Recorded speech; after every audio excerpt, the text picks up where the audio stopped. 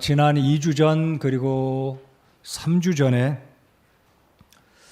다윗과 연관된 말씀을 전했습니다. 다윗이 인생의 노년에 인구조사한 장면을 통해 우리는 하나님 앞에 교만하지 말아야 되겠다는 것, 그리고 지난 2주 전에는 다윗의 용사들, 그래서 사무엘기하 24장, 사무엘기하 23장, 그리고 오늘은 앞으로 쭉 와서 사무엘기하 3장에 있는 요압과 관계된 오늘 설교 제목을 보시면 다윗과 요압의 애증 관계. 혹시 여러분들 애증 관계에 계신 분 계신가요? 없으시기 바랍니다. 우리 교회 어느 분도 부부 관계도 부자 관계도 어느 관계도 특별히 명절을 지내는 이럴 무렵이면 며느리와 또 시어머니가 마지못해 부득이하게 만나서 이렇게 음식을 같이 먹고 보내지만 애증 관계에 있는 분들이 적지 않아 있으리라고 생각됩니다마는 우리 교회 모든 성도님들 주 안에서 한 믿음으로 참 사랑 가운데 거하는 가족들, 우리 성도들 지체들이 되기를 바랍니다. 애증이란 말은 참 모순처럼 들리잖아요. 사랑하면서도 증오하는, 사랑에 그리고 미워할 증자를 써서 영어도 재미있게 표현이 됩니다. Love and hatred. 그래서 이런 애증의 관계가 우리 가운데 없어야 되는데, 이 다윗과 요압은 매우 각별한 관계였습니다.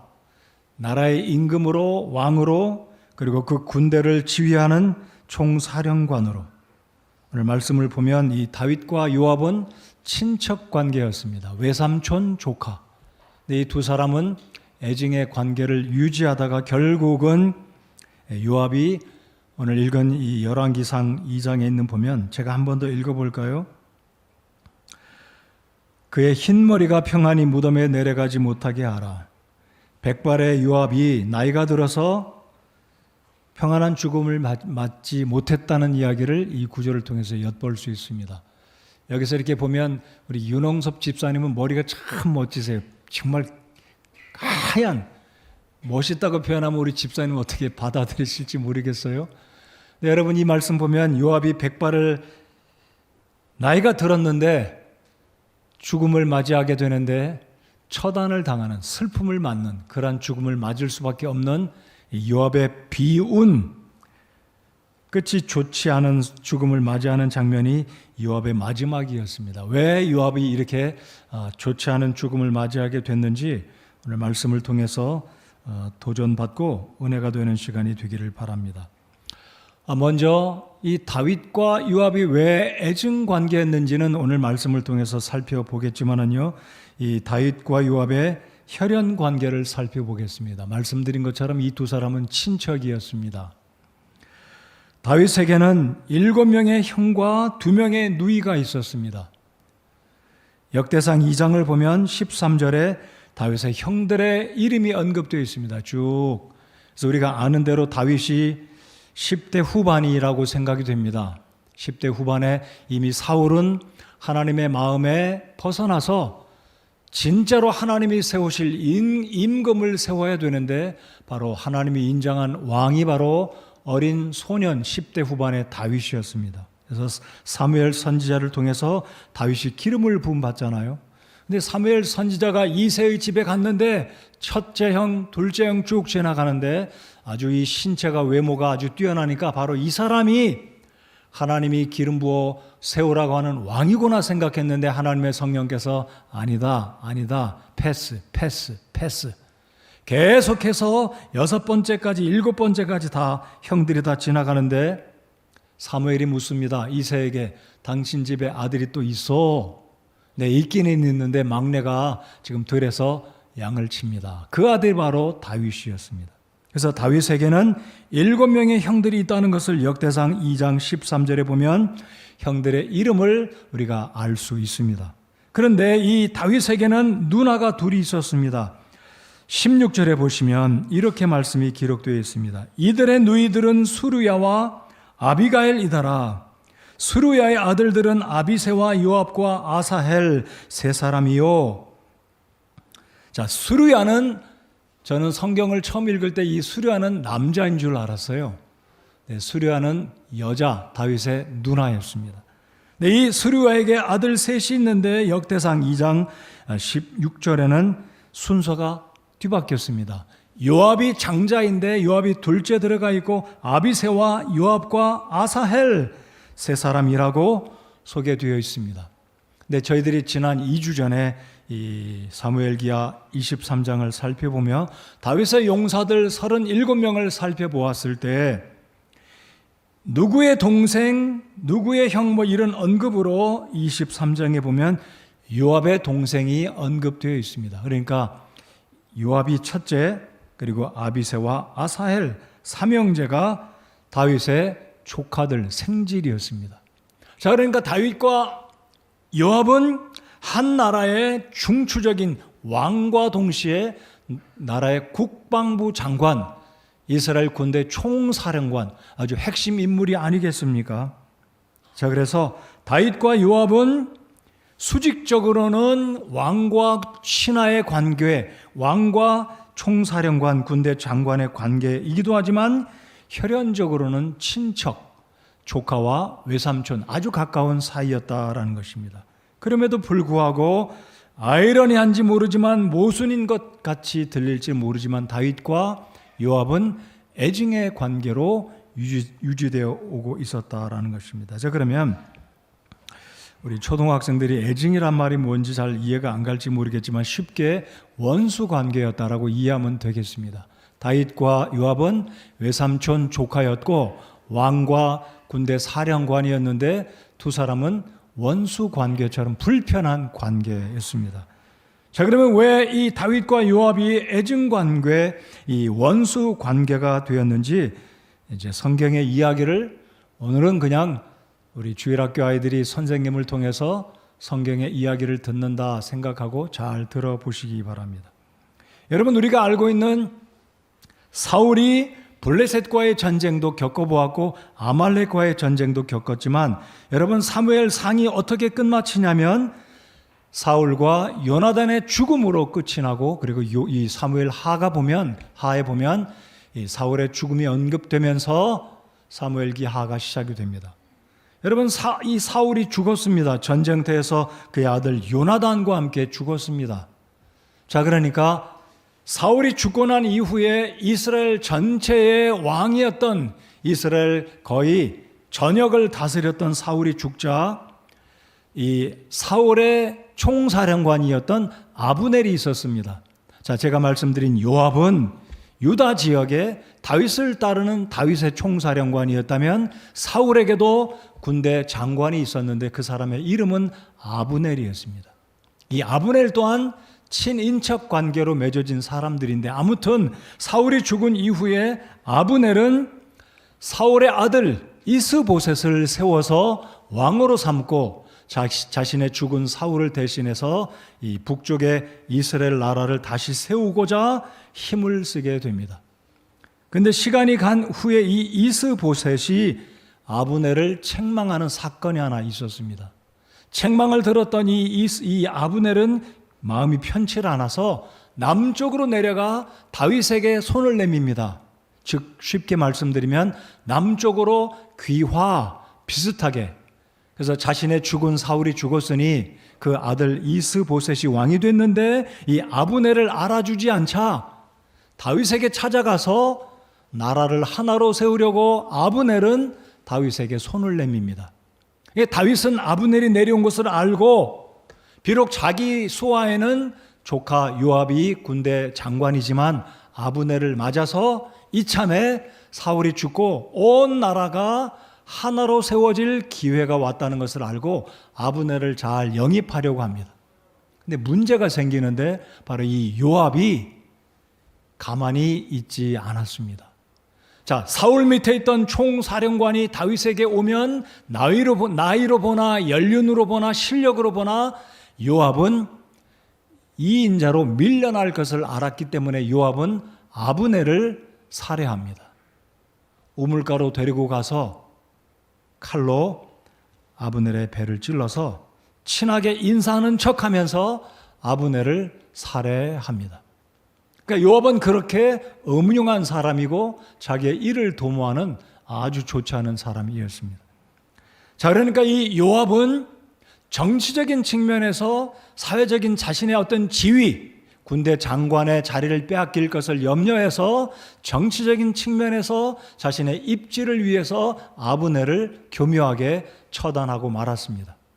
자, 이 아브넬을 죽이게 된 요압의 원인은 또 한 가지가 있었습니다. 오늘 제가 읽어드린 요압의 두 동생이 있었다고 말씀드리지 않았습니까? 이 요압에게 둘째 동생이 있었는데 그 동생의 이름은 아사헬이었습니다. 여러분, 사무엘기를 쭉 읽다 보면 사울이 죽고 이스보셋이 나라를 이끌어갈 때 다윗과 이스보셋의 두 진영이 이 부하 장군들 요압과 아브넬이 군대를 이끌고 전투를 벌입니다. 전면전은 아니지만 아브넬이 이끄는 사울의 군대들, 이스보셋의 군대들, 그리고 요압이 이끄는 다윗의 군대들이 만나서 전쟁을 벌입니다. 그리고 아브넬과 요압이 이야기합니다. 양쪽의 장군들이 당신들 부하를 내보내라, 우리 부하들 내보낼 테니까 싸움을 붙여보자 해가지고 양쪽 진영이 어찌 보면 같은 나라 백성들이, 같은 나라 군사들이 이방인과 싸움이 아니라 자기들끼리 싸운 거예요. 자, 그래서 싸움이 붙습니다. 요압의 부하들과 아브넬의 부하들이 싸움을 붙는데 어찌어찌 하다 보니까 이 다윗의 군사들이, 다윗의 소하 이 요압의 부하들이 아브넬의 군사들을 많이 무찌르고 이기게 되는데 어찌하다 보니까 아사엘과 아브넬이 맞짱을 뜨게 됐어요. 싸움을 싸우면 누가 이기겠습니까? 당연히 아브넬이 이기죠. 아브넬은 이미 산전수전을 겪은 용장이었습니다. 아사엘은 이제 젊은 청년이었어요. 근데 이 성경을 보면 아사엘은 달리기를 너무 잘해서 그의 표현을, 성경의 표현을 빌면 그의 발은 들로로와 같다. 굉장히 빠른 발. 그래서 이 아브넬의 뒤를 아사엘이 추격을 합니다. 근데 이 아브넬이 도망가다가 뒤를 보며 아사엘, 너 나 쫓아오지 마라. 너 계속 쫓아오면 내가 부득이하게 너를 죽일 수밖에 없다. 근데 아사엘은 아브넬의 말을 무시하고 계속 무기를 들고 아브넬의 뒤를 따라갑니다. 하는 수 없이 아브넬이 자기 창을 들고 창의 뒤로 힘껏 밀어서 아사헬의 배를 뚫어 아사헬을 죽이고 맙니다. 자, 그러니까 이 국가에서 다윗의 부하들과 사울의 부하들이 싸우다가 결국 아사헬이 죽게 되자 요압은 자기 동생을 죽인 아브넬에 대해서 앙심을 품고 보복을 하려고, 그래서 요압은 정치적인 입장과 자신의 지위를 생각해서 아브넬을 용납할 수가 없기 때문에 아브넬을 죽이게 된 두 가지 이유는 동생의 복수이자 자신의 군대 장관의 지위를 생각하고 아브넬을 죽이게 됩니다. 자, 아브넬이 죽었다는 소식을 들었을 때 다윗이 통곡을 하고 괴로워하고 금식하고 굉장히 슬퍼합니다. 왜냐하면 다윗이 술수를 서서, 머리를 써서 사울의 부하였던 이스보셋의 부하였던 장관 아브넬을 죽이지 않았을까? 이게 오해가 돼서 국민에게 퍼지면 이 나라가 혼란에 빠지기 때문에 이 다윗은 슬피 울면서 아브넬을 애통해하고 괴로워합니다. 그래서 성경에 보면 내가 절대로 아브넬을 죽인 것이 나와는 연고가 없다, 나와 상관이 없는 일이다라고. 결국은 나중에 요압이 아브넬을 죽였다는 사실이 만천에 드러나게 됩니다. 그런데 이 요압은 사람을 죽인 것이 거기서 끝나는 것이 아니었습니다. 제가 2주 전에도 말씀드렸듯이 왜 요압은 사무엘기하 23장에 나오는 다윗의 용사들 37명 가운데 포함이 안 되었는지 말씀을 잠깐 드린 적이 있습니다. 자, 이 요압이 다윗을 충성되게 섬기기는 했지만 결정적인 순간에 다윗의 마음을 아프게 하고 자기 멋대로 하고 자기 뜻대로 자기가 하고 싶은 일을 했던 사람이 바로 요압이었습니다. 자, 다윗의 생애 가운데 다윗의 마음을 정말로 아프게 했던 사건은 몇 가지가 있었지만 그 중에 한 사건이 무슨 사건입니까? 바로 압살롬을 죽였던 사건입니다. 자, 압살롬과 연관된 여러 가지 일들을 몇 가지 말씀드릴 수 있지만 시간 관계상 생략을 하고 간단히 말씀을 드려보겠습니다. 여러분, 아브넬이 죽은 이후에 얼마 되지 않아서 요압이 또다시 손을 들어서 다윗이 사랑했던 셋째 아들 압살롬. 여러분, 이 압살롬이 얼마나 미남이었고 흑발에 체격도 정말로 좋았고 이 머리가 얼마나, 이 흑발 얼마나 아름다운 몸을 지녔는지 이 다윗 왕은 셋째 아들 압살롬을 굉장히 사랑하고 예뻐하고 믿음직하게 생각했던 아들이었습니다. 근데 이 어찌된지 이 압살롬이 혁명을 일으키고 감히 아버지의 왕좌를 빼앗으려고 혁명을 일으킵니다. 부하들을 모아서 전쟁을 일으키고 아버지를 왕궁에서 몰아냅니다. 결국 다윗은 무력으로 압살롬을 무찌를 수 있지만 결국은 피난을 가고 자리를 비켜줍니다. 물론 그때가 너무나 황급했기 때문에 다윗은 신하들을 데리고 제사장을 데리고 장관을 데리고 요단강을 건너, 요단강이 아니라 그 기드론 계곡을 건너 광야로 피난을 갑니다. 자, 그런데 어찌어찌해서 다윗이 군대를 정비하고 압살롬의 군대와 또다시 전투가 벌어지는데 다윗의 군대가 압살롬의 군대를 물리치고 승리를 거두게 되는데 그만 이 압살롬이 당나귀를 타고 전쟁을 벌이다가 말씀드렸듯이 이 압살롬의 머리칼, 이 흑발이 얼마나 훌륭하고 아름다웠는지 그만 노새가 나무 밑을 가는데 압살롬의 머리가 나뭇가지에 딱 걸려가지고 대롱대롱 매달리게 된 거예요. 오도 가도 못합니다. 힘도 못 씁니다. 노새는 가버렸고, 근데 요압의 부하들이 그 모습을 보고 요압에게 보고를 합니다. 자, 그런데 다윗은 이 전투에서 부하들에게 신신당부를 합니다. 청년 압살롬을 상하게 하지 말라. 죽이지 말라는 말도 한 게 아니라 청년 압살롬을 다치게 하지 말라. 당부를 내렸습니다. 그 당부는 요압도 분명히 알고 있었습니다. 근데 요압의 부하들이 압살롬이 나뭇가지에 걸려 대롱대롱 매달려 있는 것을 보고 요압에게 보고를 합니다. 그러자 요압이 뭐라고 말합니까? 너 왜 압살롬을 당장 죽이지 않고 왔느냐? 내가 압살롬을 죽였더라면 내가 너한테 후한 상을 내렸을 텐데. 그러면서 요압이 말합니다. 지금 이러고 있을 때가 아니다 하고 창 3개를 챙기고 가서 무참하게 압살롬을 찔러 죽이고 맙니다. 여러분, 성경을 읽다 보면 다윗이 이 압살롬의 죽음의 소식을 들었을 때 뭐라고 이야기합니까? 압살롬아, 내 아들 압살롬아, 통곡하며 정말로 슬퍼서 울고 있는 모습을 보게 될 겁니다. 자, 다윗의 마음이 어땠을까요? 분명히 명령을 내리기를 부하 장군들에게, 요압에게, 모든 병사들에게, 압살롬의 그 반군을 이제 무찌르러 나가는 다윗의 부하 장군들에게, 병사들에게 이르기를 내 아들 압살롬을 절대로 해하지 말라.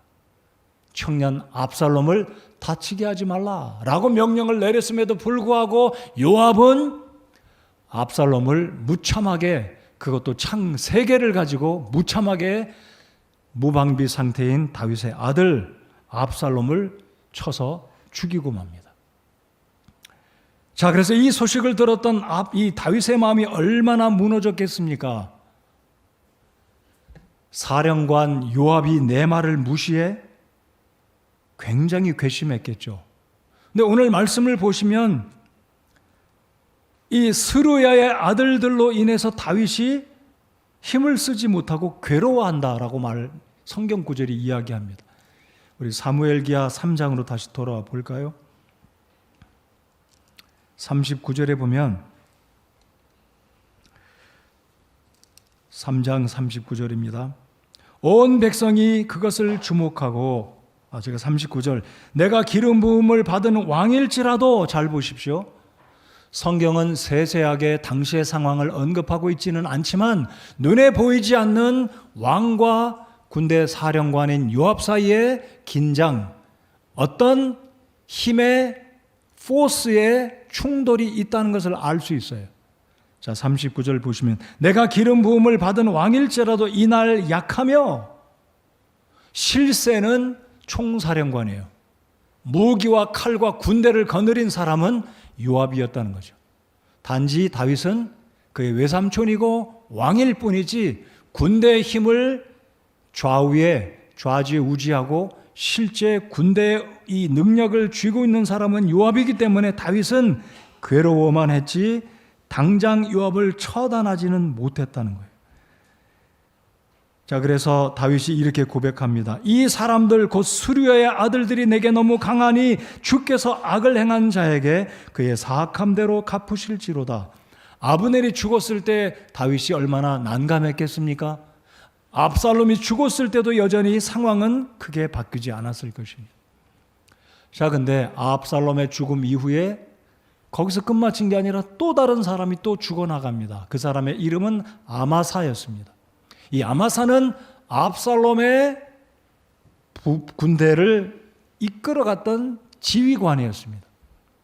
자, 이 압살롬이 죽고서 다윗은 이스라엘 백성들, 유다 백성들에게 선포를 합니다. 내가 저 아마사를 군대 장관으로 삼겠다 그랬습니다.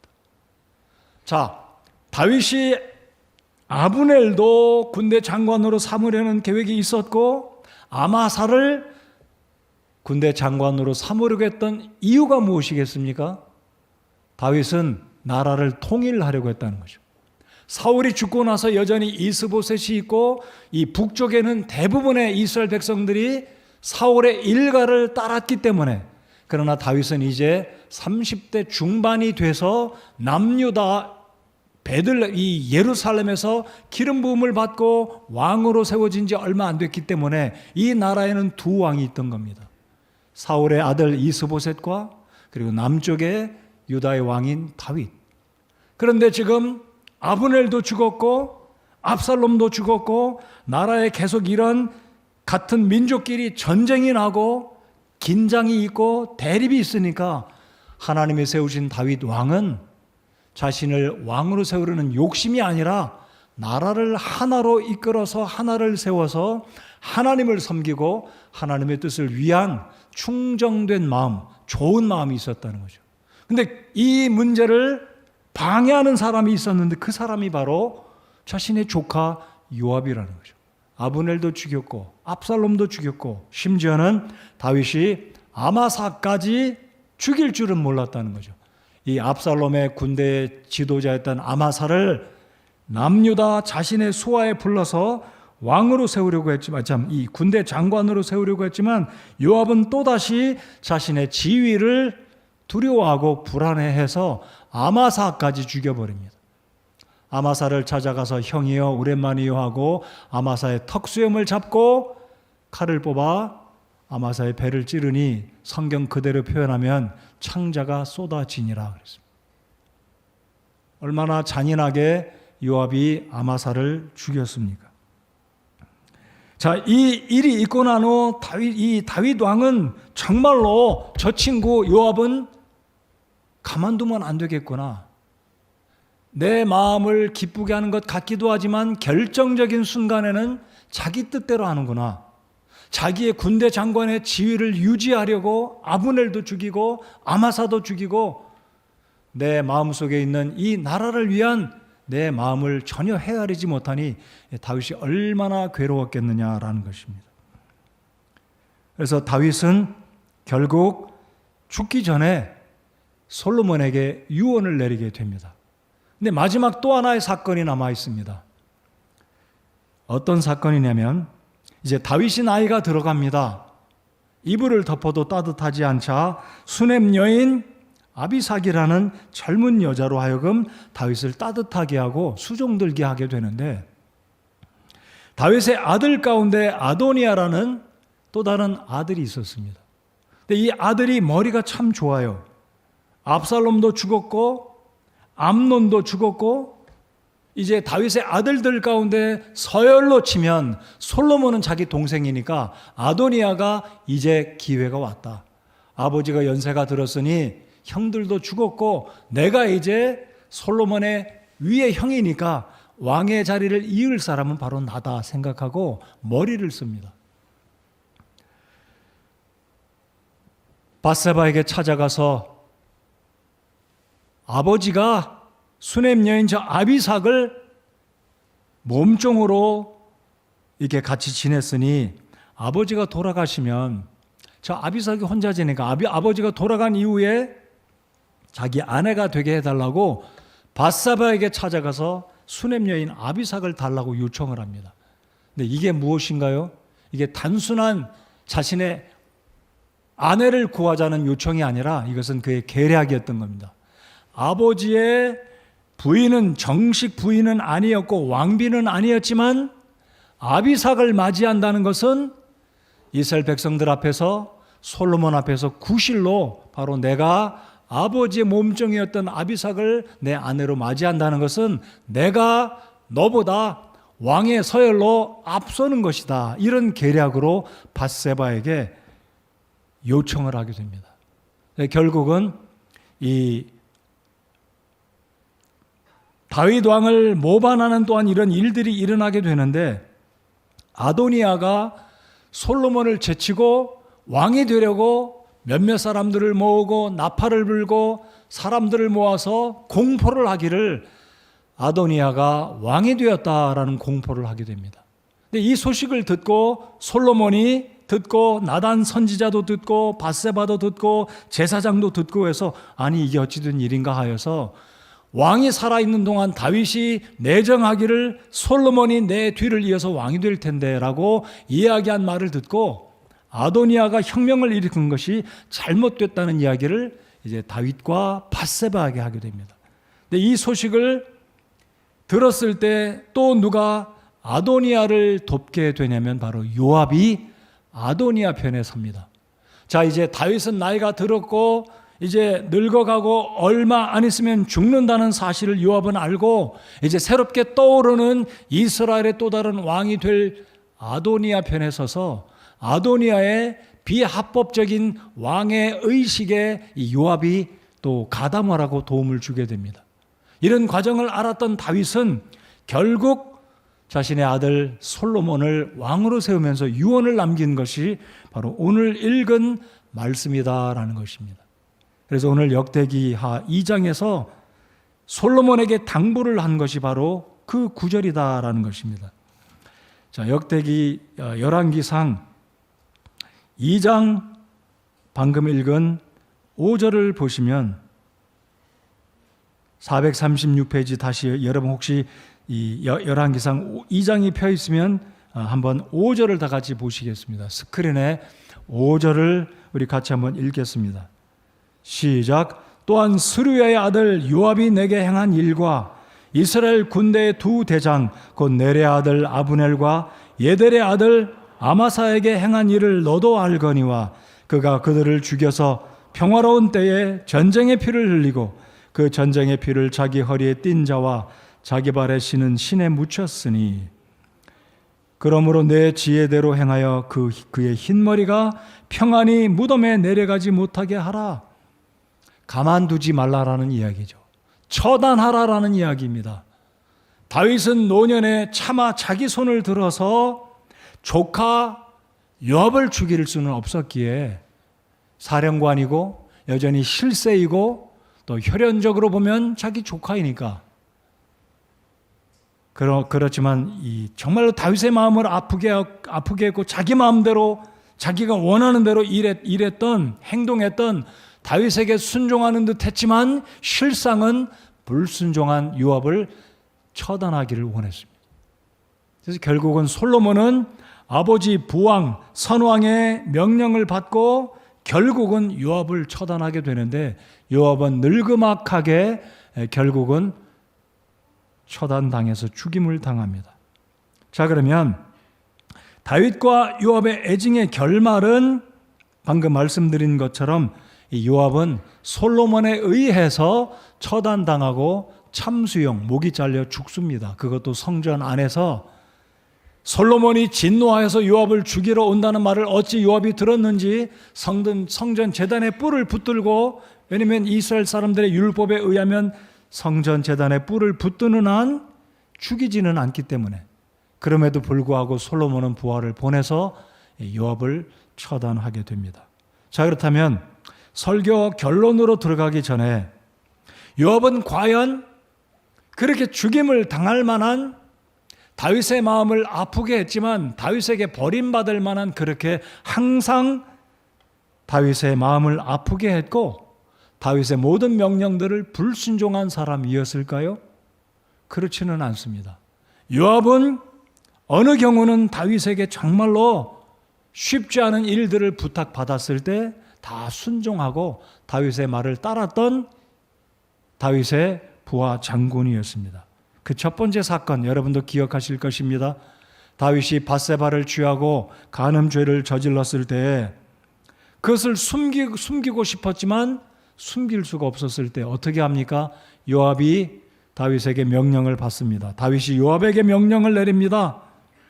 요압 장군, 너는 저 우리아를 데리고 전투에서 가장 맹렬한 전투로 우리아를 데리고 가서 그리고 후퇴하고 그만 남겨두고 우리아만 남겨두고 후퇴하라. 그래서 결국은 우리아가 죽지 않습니까? 여러분, 그 명령을 내렸을 때 다윗이 얼마나 민망합니까? 사람을 지금 죽이라는 거잖아요. 여러분, 사무엘기하 23장에 보면 이 37명의 충신 가운데 다윗의 충성스러운 수하 부하 마지막 사람이 누구입니까? 우리아였습니다. 그 우리아를 죽이라고 명령을 내릴 때 요압은 불평하지 않고 임금 다윗이 시키는 대로 우리아를 데리고 적진 깊숙한 곳에 가서 결국은 다 후퇴하고 우리아만 남기고 우리아를 죽여버립니다. 그때도 충성했습니다. 자, 사무엘기하 24장에 보면 인구조사를 다윗이 명령을 내릴 때 요압이 안 됩니다. 임금님, 그 일을 하면 하나님이 기뻐하지 않습니다. 하나님께서 이 나라를 축복하셔서 지금에 있는 군대보다 100배나 더하기를 원합니다라고 이야기를 했지만 다윗은 고집을 부립니다. 가서 인구조사 해라. 그럴 때도 요압은 다윗의 말에 순종을 하지 않았습니까? 그러니까 요압은 항상 다윗의 마음에 거스리고 불순종한 것은 아니었다라는 것입니다. 그럼에도 불구하고 다윗이 요압을 그렇게 마지막 유언을 남기면서까지 요압을 처단하라고 한 이유가 무엇이겠습니까? 요압은 결국은 자기 마음대로, 자기 뜻대로 다윗에게 온 마음을 다해서 충성하지 않았던 사람이기 때문에 결국은 다윗은 요압을 부득이하게 아들을 통해서 유언을 남기고 요압을 처단하라라고 명령을 내립니다. 자, 사무엘기하 23장을 한번 열어보시기 바랍니다. 제가 2주 전에 사무엘기하 23장에 37명의 다윗의 용사들을 소개해 드렸습니다. 자, 요압은 일평생 자기의 외삼촌이자 자기의 주군이었던 왕 다윗에게 충성스럽게 최선을 다해서 또 섬겼던 모습이 있던 용사였습니다. 그럼에도 불구하고 사무엘기하 23장의 다윗의 용사들 가운데는 정작 있어야 될 요압의 이름은 빠졌다라는 겁니다. 자, 두 구절을 같이 한번 읽기 원합니다. 18절을 보시겠습니다. 또 수르야의 아들 요압의 동생 아비새인데, 자, 아비새는 37명의 다윗의 용사 가운데 한 사람입니다. 아비새는 30인의 용사 가운데 으뜸가는 굉장한 용사였습니다. 아비새는 창을 들어 300명을 쳐 죽일 정도로, 아사헬은 아브넬에게 의해 죽임을 당해서 그랬는지 모르지만 37명의 용사 가운데 아사헬은 포함되지 않았습니다. 그런데 흥미로운 구절을 하나 소개해 드리고자 합니다. 몇 절이 흥미로운 구절이냐면요, 37절을 다 같이 읽겠습니다. 37절 다 같이 읽겠습니다. 시작. 암몬 족속 셀렉과 수르야의 아들 요압의 병기 드는 자 곧 부에롯 사람 나하리와. 자, 누구의 이름이 기록됐습니까? 요압의 이름이 언급됐지만 사실 요압은 다윗의 37명의 용사 가운데 포함되는 사람이 아니라 그저 지나가는 사람입니다. 무엇 때문에 요압의 이름이 언급되고 있습니까? 따라서 해 주십시오. 나하리가 누구인가요? 요압의 무기 드는 자입니다. 군대 말로 하면 부사수예요. 좀 더 깔보는 말로 하면 쫄따구예요. 쫄따구. 딱깔이에요. 여러분, 이 요압의 부하, 무기 드는 사람은 뭐합니까? 창을 가는 사람이에요. 칼을 가는 사람입니다. 적군을 향해서 요압이 전투를 벌이게 되면 이 나하리는 요압의 무기를 들고 옆에서 쫄랑쫄랑 쫓아다니던 사람이었습니다. 여러분, 이 23장에 보면 기가 막힌 사람들이 언급되고 있지 않습니까? 요압의 동생 아비새는 창으로 300명을 쳐 죽였다. 그 다음에 이 밑에 내려가 보시면 이집트 사람을 죽였던 누구, 창으로 800명을 죽였던 누구, 2주 전에 말씀드렸던 다윗의 용사들 가운데는 기가 막힌 사람들이 있었습니다. 사자를 죽이고 키가 2m 30되는 엄청난 거인을 죽인 사람들, 아디노, 엘르아살, 삼마, 이와 같은 기가 막힌 다윗의 용사들이 있었습니다. 근데 나하리는 누구인가요? 고작 기록된 것은 요압의 무기 드는 자였다라고 성경은 기록한 것이 전부입니다. 그런데 이 의미는 결코 우습게 볼 구절이 아니다라는 거예요. 왜입니까? 다윗의 기가 막힌 용사들 37명 가운데 바로 나하리는 그 중에 한 사람이다라는 겁니다. 자, 이쯤 되면 여러분 마음속에 깨달음이 있어야 될 것 같다고 생각합니다. 아니, 요압은 다윗 왕의 군대 장관 사령관인데 수많은 일들을 이루었고, 특별히 요압의 충성된 요압의 공헌 가운데 하나가 무엇인지 여러분 알고 계십니까? 여러분, 이스라엘 백성들이 가나안을 정복했지만 여전히 다윗 시대에 정복하지 않은 한 스팟이 있었습니다. 한 부족이 있었습니다. 한 지역이 있었습니다. 그 지역이 바로 사무엘기하 24장에 나오는 아라우나의 타작마당, 바로 예루살렘 여부스 족속이 살고 있던 그 해발 700m 고지대를 아무도 점령하지 못하고 있었습니다. 바로 이때 다윗의 부하 장군 요압이 군사를 이끌고 가서 여부스를 무찌르고 전쟁에 승리함으로 그의 죽은 다윗 왕을 이스라엘 왕으로 세우는데 혁혁한, 정말로 괄목할 만한 일을 이룬 사람이 바로 요압 장군이었습니다. 자, 그렇다면 요압은 어찌 보면 남유다 다윗을 왕으로 세우고 나라를 세우는데 개국공신, 우리 초등학생들 개국공신이 뭔지 알아듣기 바라는 마음입니다. 나라를 세우는데 중요한 역할을 했다는 거죠. 근데 요압은 사실상 결정적으로 37명의 이름 가운데 포함이 되지 못했습니다. 2주 전에 말씀드린 것처럼 패싱됐어요. 자기의 부하 장군 무기 드는 나하리의 이름은 언급되고 있지만, 자, 37절 다시 한번 보십시오. 암몬 족속 셀렉과 수르야의 아들 요압의 병기 드는 자 곧 부에롯 사람 나하리와. 아마 어찌 보면 저와 여러분은 교회를 섬길 때 요압과 같은 중심의 자리에 있는 사람도 있을 것입니다. 집사로, 주일학교 부장으로, 교사로, 찬양대 지휘자로, 목사로, 사람들이 알아보는 중요한 자리에서 저 사람은 교회에 굉장한 일꾼이다, 굉장한 헌신하는 사람이다, 저 사람이 없으면 이 부서는 제대로 돌아가지 못한다라고 사람들이 생각하는 그 자리에 키퍼슨, 핵심 인물일 수도 있습니다. 요압이 그랬습니다.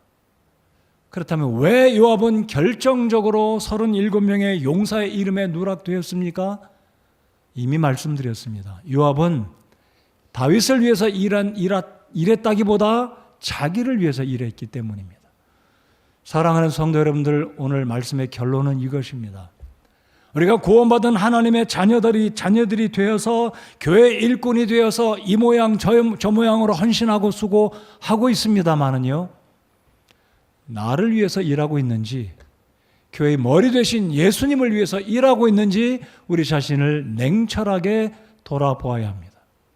여러분, 누구를 위해서 헌신하고 있고, 누구를 위해서 애쓰고 있고, 누구를 위해서 오늘 10시에 성경 공부 때 배웠던 것처럼 무엇을 드리고 무엇을 섬기고 있는지, 누구 때문이냐 이라는 거죠. 핵심은 누구를 위해서. 소설의 제목이 갑자기 생각납니다. 누구를 위하여 무엇을 울린다고요? 여러분, 우리는 예수님을 위해서 헌신하고 수고하고 드려야 합니다. 우리 자신이 위해서가 아니라 바로 요압이 결정적으로 다윗의 용사들 가운데 그의 이름이 누락되는가 하면 하찮은 자신의 부하 나하리의 이름이 기록되고 있다. 그리고 23장은 그렇게 끝맺고 있고 마지막은 우리야로 37명의 숫자가 딱 채워집니다. 사랑하는 성도 여러분들, 우리가 주님을 위해서 물질도 드리고 시간도 드리고 재능도 드리고 이렇게 추석날도 추석 연휴에도 다른 곳에 가지 않고 예배 드리러 오지 않습니까? 누구 때문입니까? 우리는 예수님 때문에 이 자리에 와 있어야 합니다. 아멘. 우리는 예수님 때문에 우리를 구원하신 주님으로 인해서 기뻐하고 감사하며 내 믿음의, 내 신앙의 핵심의 가장 중앙, 내 눈에 들어와야 할 분, 내 인생의, 내 신앙의 가장 초점으로 목표로 삼아야 할 분은 사람이 아니라 나 자신이 아니라 나를 구원하신 나의 주님, 나의 왕 되신 예수님을 위해서 예배하고 예수님을 위해서 시간을 드리고 예수님을 위해서 우리의 모든 것을 드릴 수 있는 하나님을 기쁘게 하는 주의 용사들이 되어야 한다는 것이 다윗과 요압의 애증 관계의 이유와 결과라는 사실을 꼭 기억하시기 바랍니다. 나하리는 그것으로 끝이에요. 나하리가 누구를 죽였다, 무슨 일을 했다 없습니다. 단지 나하리가 소개된 것은 요압의 병기 드는 자, 곧 부에롯 사람 나하리와 그럼에도 불구하고 하나님은 나하리의 이름을 잊지 않으셨습니다. 여러분, 우리가 주님을 섬길 때 어떤 사람은 어떤 부서의 회장입니다. 집사장입니다. 담임 목사입니다. 찬양대 지휘자입니다. 찬양대 대장입니다. 주일학교 교사입니다. 근데 어떤 성도는 이름도 없어요. 누가 알아주는 것 같지도 않습니다. 마치 오늘 본문에 나오는 요압의 병기 드는 자 나하리 세 글자, 그것이 끝이에요. 그러나 누가 기억하고 있습니까? 우리 하나님이 기억하십니다. 나하리의 이름은 누구도 알아주지 않았지만 이 사무엘기하를 기록한 저자는, 하나님의 성령의 감동을 입은 저자는 나하리의 이름을 누락시키지 않았습니다. 여러분, 주님을 위해서 수고할 때 사람들이 알아주지 않을지라도 섭섭해하고 낙심하지 마시기 바랍니다. 왜입니까? 우리를 알아주시는 주님이 계십니다. 우리 주님의 왕국에 우리가 수고하고 시간을 드리고 재능을 드릴 때 내가 한 일이 사람들에게 언급이 안 될지라도 누구는 800명 죽였다, 누구는 300명 죽였다, 누구는 사자를, 그러나 나하리는 아무것도 없어요. 그러나 저는 믿습니다. 나하리는 하나님이 인정해 준 다윗의 충성된 용사였기 때문에 요압의 병기 드는 자 나하리가 이 23장의 37명의 다윗의 용사라는 소위 말하는 믿음의 전당, 미국에 가면 그런 게 있잖아요. 뭐 야구 선수 무슨 전당, 명예의 전당, 축구 선수 무슨 전당, 거기 들어가는 게 좀 어렵습니까? 못 들어갑니다. 나하리는 23장 소위 말씀드리면 재밌게 그냥 표현한 겁니다. 다윗의 용사들의 명예의 전당에 이름을 걸어둔 사람 나하리가 여기 있었다는 사실을 기억하시면서 우리 어린이 여러분들, 우리의 모든 성도 여러분들, 주님을 섬길 때 누구를 기쁘게 하는 헌신이, 누구를 위한 우리의 드림이 우리에게 있어야 한다는 말씀인가요? 내가 아니라 주님 한 분이라는 사실, 우리 주님께 초점을 맞추고 나의 드림도 헌신도 모든 수고도 내가 나타나는 것이 아니라 우리 주님 한 분, 나의 왕 되신 나를 구원하신, 십자가 위에 못 박혀 죽으시고 나를 죽기까지 사랑하시고 모든 전부를 내어주신 그 예수님께 나도 내 작은 것이지만 내 생명을 드리고 내 재능을 드리고 시간을 드리고 내 일생 모두를 나의 왕 되신 주님께 온전히 드리겠습니다 하는 이런 드림과 헌신이 우리 성서 침례교회 모든 성도 여러분들께 당연히 있어야 하겠습니다. 말씀 한 구절을 읽고 오늘 말씀을 마무리 짓습니다. 갈라디아서 6장을 열어보시겠습니다. 갈라디아서 6장 8절 9절 다 같이 읽겠습니다.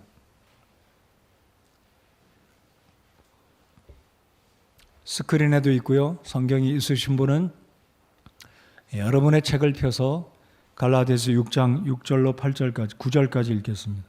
8절부터 9절까지 두 구절을 읽겠습니다.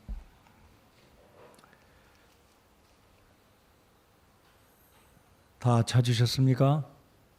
아직도 약간 소리가 나는데 조금 기다려 보겠습니다. 자, 갈라디아서 6장 8절 9절 다 같이 읽겠습니다. 시작. 자기 육신에게 심는 자는 육신으로부터 썩는 것을 거두되 성령에게 심는 자는 성령으로부터 영존하는 생명을 거두리라. 우리가 잘 행하는 가운데 지치지 말지니 우리가 기진하지 아니하면 정하신 때에 거두리라. 아멘. 나하리는 사람들이 알아주지 않는 사람이었을지 모르겠어요. 맨날 칼이나 갈고 창이나 갈고 창 들고 다니고 쫓아다니고 전쟁에 가서 누구 죽인 적도 아마 없는지 모르겠습니다. 잘 모르겠어요. 그러나 분명한 것은, 우리가 알 수 있는 것은 무엇이냐면 요압의 병기 드는 자 나하리는 명예의 전당에 다윗을 기쁘게 한, 하나님이 기뻐하셨던 왕, 구약시대 때 하나님이 가장 기뻐했던 왕, 다윗 왕, 예수 그리스도를 상징하는 다윗 왕의 용사의 37인 가운데 한 사람으로 낙점을 찍었다라는 것을 기억하시면서 저와 여러분도 사람을 위해서 일하지 않고 나를 위해서 일하지 않고 누가 알아주지 않아도 오직 나의 주님만을 위해서 내 삶을 들여서 주님이 기뻐하시는 이 몸된 교회를 섬기고 세워나가는 그 일에 하나님이 기뻐하시면, 하나님이 만족하시면 그것으로 나도 만족하고 주님 앞에 설 때 착하고 충성된 종이라는 칭찬을 듣는 나하리와 같은, 요압과 같지 않는 충성된 하나님의 사람들이 다 되시기를 바랍니다. 오늘 예수님을 영접하고 아직까지 구원받지, 아직 예수님을 영접하지 못하신 분이 혹시 계신가요?